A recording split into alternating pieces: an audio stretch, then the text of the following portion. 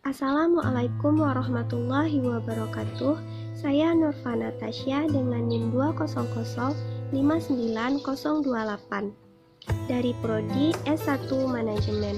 Saya berasal dari kelompok 2. Kelompok 2 akan mempresentasikan materi tentang kepribadian dan nilai.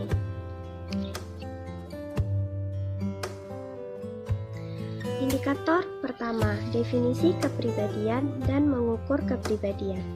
Kepribadian adalah keseluruhan cara seorang individu dalam bereaksi dan berinteraksi dengan individu lain.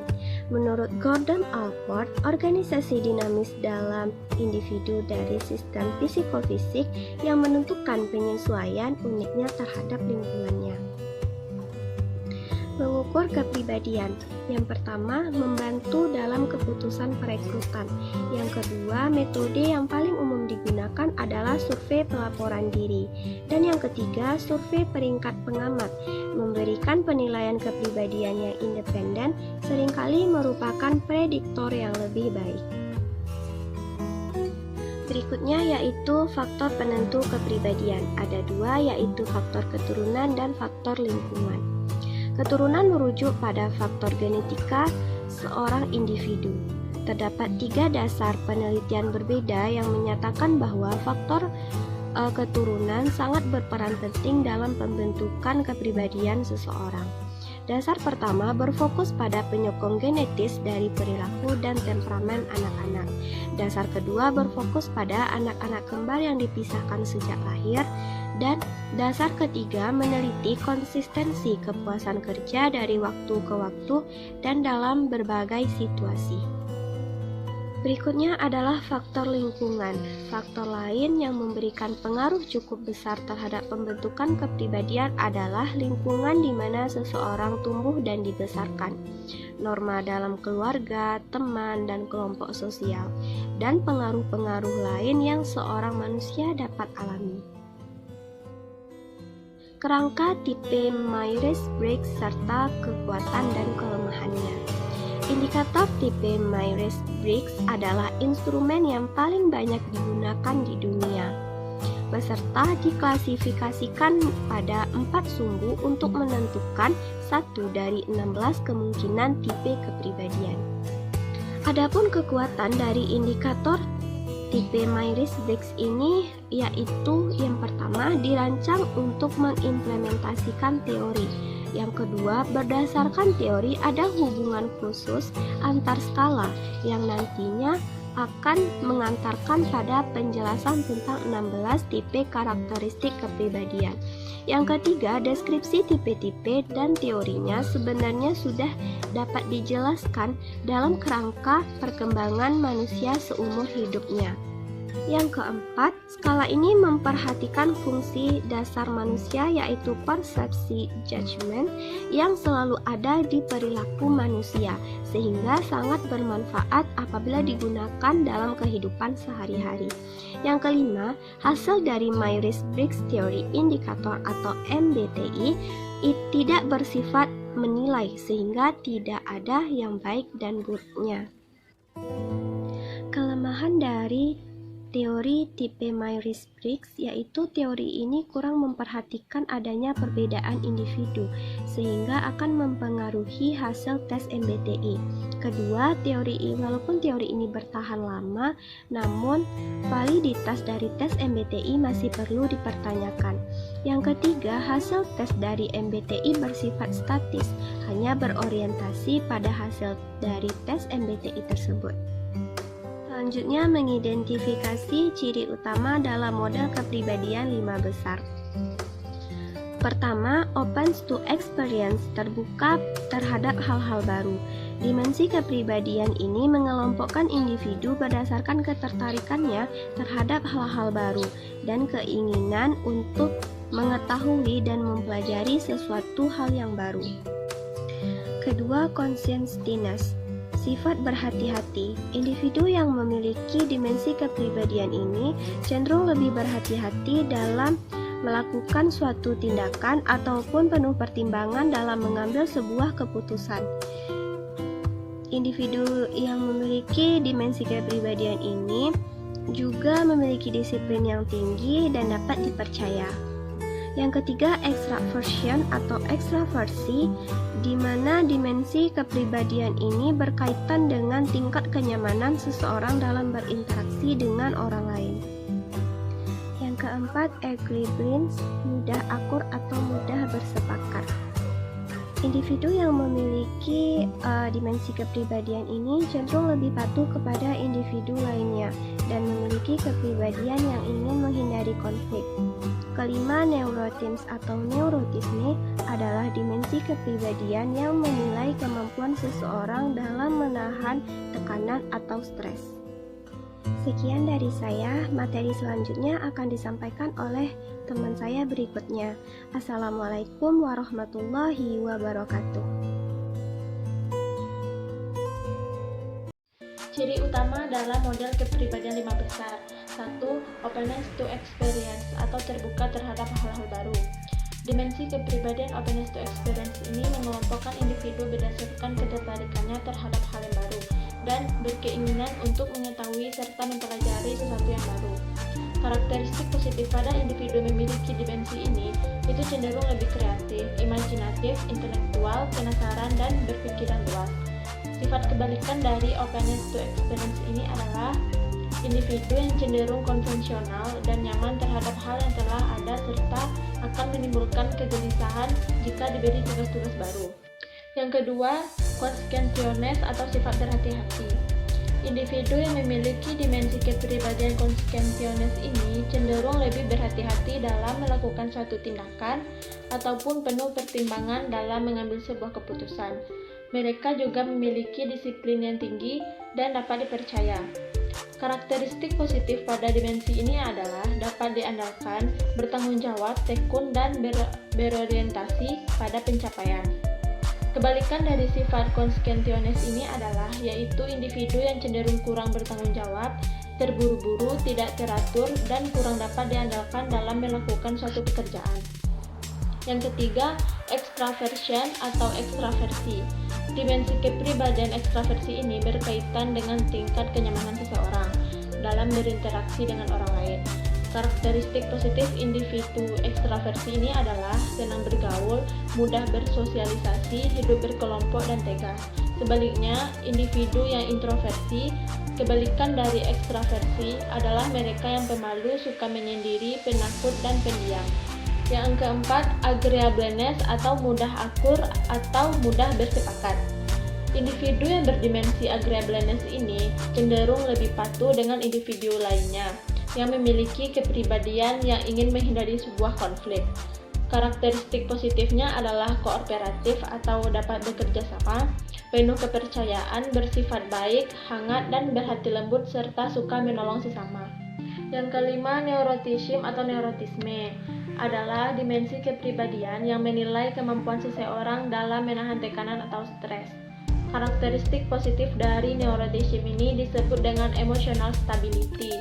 Individu dengan emosional yang stabil, tenang saat menghadapi masalah, percaya diri, dan memiliki pendirian yang teguh. Sedangkan kebalikan dari neuroticism ini adalah mudah gugup, depresi, tidak percaya diri, dan gampang untuk berubah pikiran, hadapi masalah, percaya diri, dan memiliki pendirian yang teguh. Sedangkan kebalikan dari neuroticism ini adalah mudah gugup, depresi, tidak percaya diri, dan gampang untuk berubah pikiran. Selanjutnya, sifat 5 besar memprediksi perilaku di tempat kerja. Yang pertama, evaluasi diri inti, yaitu sejauh mana orang menyukai atau tidak menyukai diri kita sendiri. Seperti evaluasi diri yang positif yang mengarah pada kinerja pekerjaan yang lebih tinggi. Yang kedua, Machiavellianisme, yaitu seorang pemain kekuatan yang pragmatis dan jauh secara emosional yang percaya bahwa tujuan membenarkan cara hikmat, manipulatif, menang lebih sering, dan membujuk lebih dari mereka dibujuk. Sifat ini berkembang ketika berinteraksi langsung, bekerja dengan aturan dan peraturan minimal, dan emosi yang mengalihkan perhatian orang lain. Yang ketiga, narsisme, yaitu orang yang sombong, mempunyai hak tersendiri, selalu mementingkan diri sendiri. Sifat kepribadian yang lebih relevan lainnya yaitu pemantauan diri. adalah kemampuan untuk menyesuaikan perilaku untuk memenuhi faktor eksternal dan situasional. Pemantauan tinggi lebih menyesuaikan diri dan lebih cenderung menjadi seorang pemimpin. Yang kedua, mengambil risiko. Kemampuan untuk mengambil kesempatan. Mungkin yang terbaik adalah menyelaraskan kecenderungan dengan persyaratan pekerjaan, mengambil risiko membuat keputusan yang lebih cepat dengan sedikit informasi. Selanjutnya, menentukan nilai, pentingnya nilai, serta nilai terminal dan nilai instrumental. Pengertian nilai. Nilai yaitu yang mencerminkan keyakinan dasar bahwa bentuk khusus perilaku atau bentuk akhir keberadaan secara pribadi atau sosial lebih dipilih dibanding dengan bentuk perilaku atau bentuk akhir. Ada 3 tipe nilai. Yang pertama, nilai terminal adalah keadaan akhir-akhir nilai yang diharapkan seperti tujuan yang ingin dicapai selama kita hidup. Yang kedua, nilai instrumental adalah cara berperilaku yang disukai atau sarana bagi seseorang untuk mencapai nilai terminal. Yang ketiga, nilai kontemporer atau antar kebudayaan adalah sesuatu hal yang modern yang eksis dan terjadi berlangsung hingga pada saat sekarang ini. Seberapa pentingnya nilai? Nilai itu sangat penting untuk mempelajari perilaku organisasi, karena nilai menjadi dasar untuk memahami sikap dan motivasi karena nilai hingga pada saat sekarang ini. Seberapa pentingnya nilai? Nilai itu sangat penting untuk mempelajari perilaku organisasi, karena nilai menjadi dasar untuk memahami sikap dan motivasi karena nilai mempengaruhi persepsi kita sendiri. Selanjutnya, perbedaan antara nilai terminal dan nilai instrumental. Seperti yang telah saya jelaskan sebelumnya, nilai terminal adalah akhir dari tujuan yang ingin kita capai selama kita hidup, dan nilai instrumental adalah cara-cara yang kita lakukan agar mendapat nilai terminal. Seperti yang tertera pada contoh, jika kita inginkan kemakmuran, maka kita harus bekerja keras dan memiliki cita-cita. Jika kita ingin kebijaksanaan, maka kita harus bisa mengendalikan diri, tenang, dan disiplin.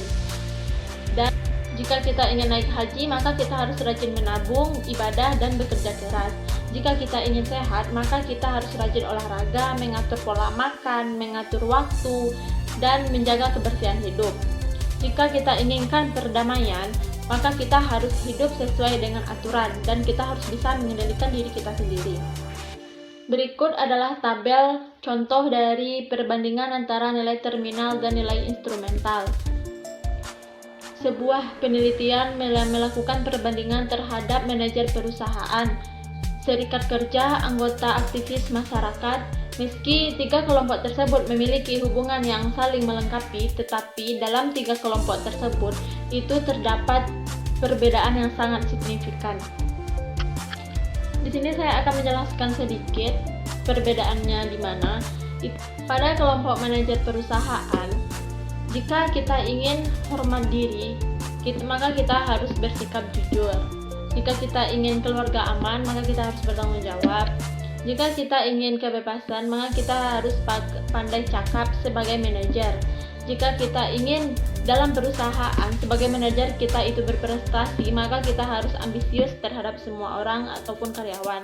Jika kita ingin kebahagiaan, maka kita harus memerdekakan semua pihak-pihak yang terkandung dalam sebuah perusahaan tersebut. Begitupun dalam kelompok anggota serikat kerja dan aktivitas. Jika ingin kebebasan, maka kita harus jujur. Jika ingin cinta yang dewasa, maka kita harus pandai juga bercakap. Dan jika kita ingin kebahagiaan, maka kita harus berani melakukan apapun demi kebahagiaan kita dan orang-orang yang kita sayangi. Begitupun dalam kelompok anggota aktivitas. Jika kita ingin kedamaian dalam aktivitas yang kita lakukan, maka kita harus saling tolong-menolong terhadap sesama kita. Assalamualaikum warahmatullahi wabarakatuh. Perkenalkan, saya Nining dengan NIM 200590226 dari Prodi S1 Manajemen. Nah, pada kesempatan kali ini saya akan menjelaskan beberapa perbedaan generasi dan apa saja sih karakteristiknya. Dimulai dari tahun 1950 sampai 1964, kita menyebutnya generasi veteran, yang perkiraan usianya untuk saat ini adalah sekitar 65 tahunan. Adapun karakteristik atau nilai dari generasi veterans ini diantaranya adalah pekerja keras, konservatif, konformis, dan kesetiaan pada organisasi. Selanjutnya adalah generasi boomers, muncul pada tahun 1965 sampai 1985 dengan perkiraan usia saat ini adalah sekitar 40 sampai 60 tahun. Memiliki karakteristik atau nilai diantaranya sukses, berprestasi, berambisi, tidak suka otoritas, dan kesetiaan pada karir. Selanjutnya, tahun 1985 sampai 2000-an, kita menyebutnya dengan generasi X, dengan perkiraan usia saat ini sekitar 20 sampai 40 tahun, memiliki karakteristik keseimbangan kerja atau kehidupan, berorientasi pada tim, tidak menyukai aturan, dan kesetiaan pada hubungan. Dan generasi selanjutnya, mulai dari tahun 2000 sampai sekarang, dengan perkiraan usia saat ini di bawah 30 tahun. Nah, teman-teman mungkin mendengar istilah generasi Z. Adapun yang membedakan generasi Z dengan generasi lainnya adalah penguasaan informasi dan teknologi. Memiliki beberapa karakteristik seperti percaya diri, sukses finansial, mandiri tetapi berorientasi pada tim, serta kesetiaan pada diri sendiri dan hubungan. Dalam hal ini, kita bisa menghubungkan kepribadian dan nilai ke tempat kerja. Manajer harus memperhatikan nilai dominan, seperti kesesuaian orang dengan pekerjaan. Manajer perlu mencocokkan tipe kepribadian dengan pekerjaan, karena semakin dekat dengan bidang pekerjaan, maka akan semakin kompatibel. Namun, jika semakin jauh jaraknya, maka akan semakin berbeda. Nah, selain mencocokkan kepribadian individu dengan pekerjaan, manajer juga harus memperhatikan nilai dominan yang lain, yaitu kesesuaian antara orang dan organisasi, entah itu kesesuaian budaya atau lainnya. Nah, dalam 5 Hofstede Cultural Dimension terdapat 5 aspek yang mempengaruhi pemikiran kita terhadap suatu organisasi. Yang pertama, yaitu power distance atau jarak kekuasaan. Menurut Hofstede, power distance adalah suatu tingkat kepercayaan atau penerimaan dari suatu power yang tidak seimbang di antara orang-orang. Artinya, sejauh mana suatu masyarakat menerima bahwa kekuasaan dalam institusi dan organisasi didistribusikan secara tidak merata. Nah, ini merupakan budaya di mana beberapa orang dianggap lebih superior dibandingkan yang lain. Entah itu dilihat dari status sosial, ras, pendidikan, pencapaian, atau hal lain. Yang kedua adalah individualisme atau kolektivisme. Individualisme merupakan sejauh mana orang lebih memilih untuk bertindak sebagai individu daripada sebagai anggota kelompok. Sedangkan kolektivisme merupakan kerangka sosial yang ketat di mana orang mengharapkan orang lain dalam kelompok di mana mereka menjadi bagian untuk menjaga dan melindungi. Yang ketiga adalah masculinity atau maskulinitas. Masculinity dan femininity berkaitan erat dengan nilai perbedaan gender yang ada di dalam masyarakat. Maskulinitas dan femininitas merujuk kepada fakta mendasar yang mana setiap masyarakat mengatasi sesuatu dengan cara yang berbeda pula. Di mana masculinity lebih tegas dan mementingkan keberhasilan, sedangkan femininity bersifat lebih lunak dan mementingkan hubungan antar manusia. Selanjutnya yang keempat adalah uncertainty avoidance atau menghindari ketidakpastian. Salah satu dimensi dari Hofstede adalah mengenai penghindaran ketidakpastian, mengungkapkan sejauh mana suatu masyarakat merasa terancam oleh situasi yang tidak pasti dan ambigu dan mencoba untuk menghindarinya. Selanjutnya yang kelima adalah time orientation atau orientasi waktu, mencakup orientasi jangka panjang dan orientasi jangka pendek. Orientasi jangka panjang mencakup atribut budaya nasional yang menekankan pada masa depan, hemat, dan ketekunan. Sedangkan orientasi jangka pendek mencakup atribut budaya nasional yang menekankan pada masa kini. Baiklah, demikian sedikit penjelasan dari saya. Apabila ada salah kata, saya mohon maaf. Sekian, terima kasih.